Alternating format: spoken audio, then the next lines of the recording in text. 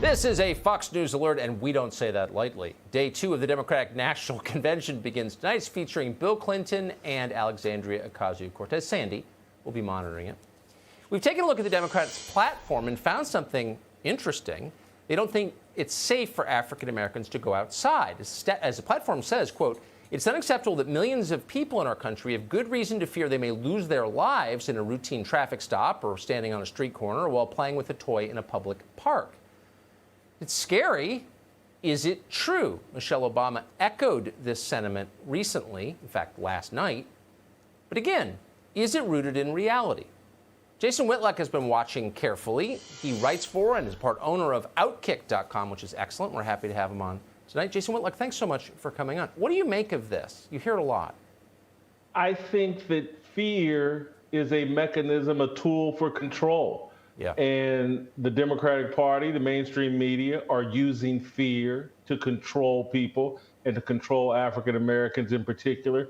You cannot function properly if you live in an irrational fear.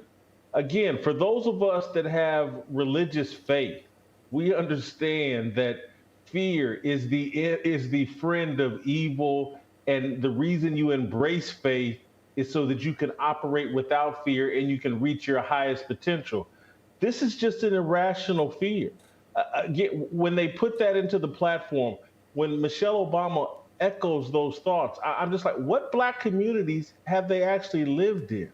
Because that is not the fear that is pervasive throughout Black communities. Fear of being stopped by the police and killed.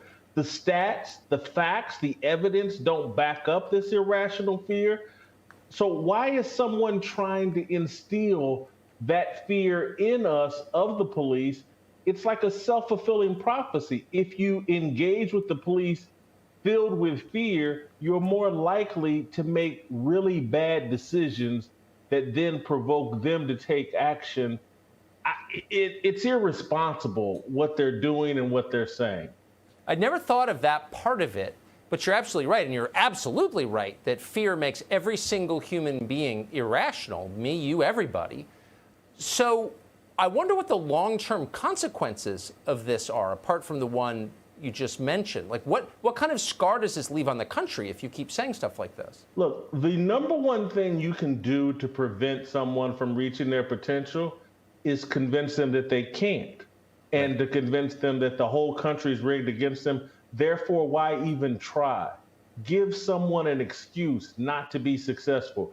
Give someone an excuse to behave improperly when dealing with the police is how you ensure failure.